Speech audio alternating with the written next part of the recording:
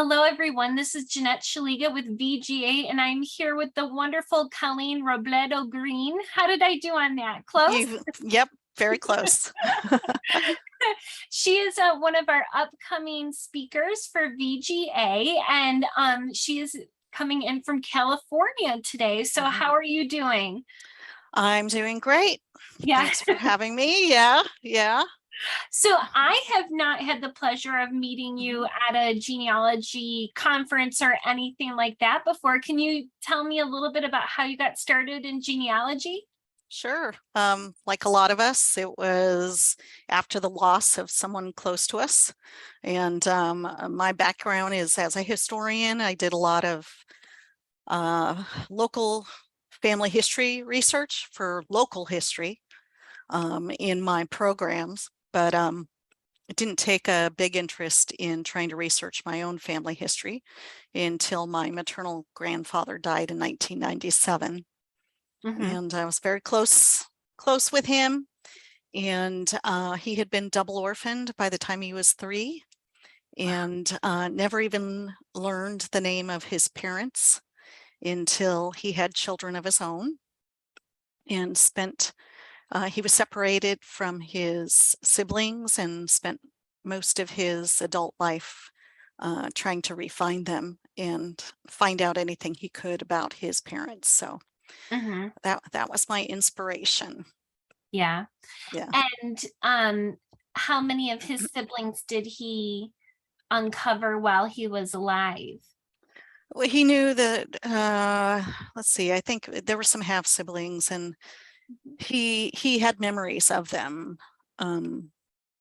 So he had reconnected with a few of them throughout his lifetime. One literally packed up his family after Grandpa cold called every Patrick Flanagan in the phone book in Pittsburgh and packed up with his family and moved out near my grandfather. Oh my gosh, that's amazing. Yeah, so he was my big find, and that was on the 1930 census. And then just my Mexican family, which is my paternal side, trying to answer some questions there. Have you used DNA a lot to help you try to connect with these cousins? Yes, I have. I jokingly refer to myself as a Latina leprechaun, but also as a double half Mexican, because I am half Mexican biologically. And who I call my real dad, I don't like the term adoptive. He's the only dad I've ever known, but he's also, he's full Mexican. So I have used DNA quite a bit with all of the family lines, but in particularly with the Mexican lines.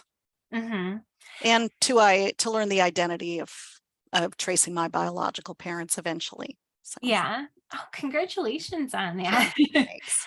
I know that I particularly like newspapers are my favorite resource, I think, to is there a large Mexican newspaper collection somewhere? Yeah, there are Spanish language and English language, especially here in Southern California.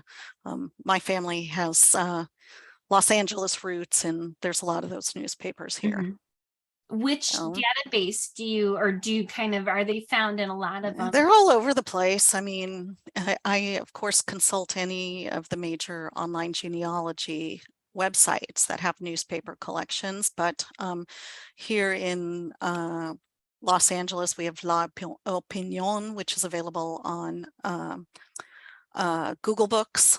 And then also working with an academic library, I have access to a number of newspaper database subscriptions.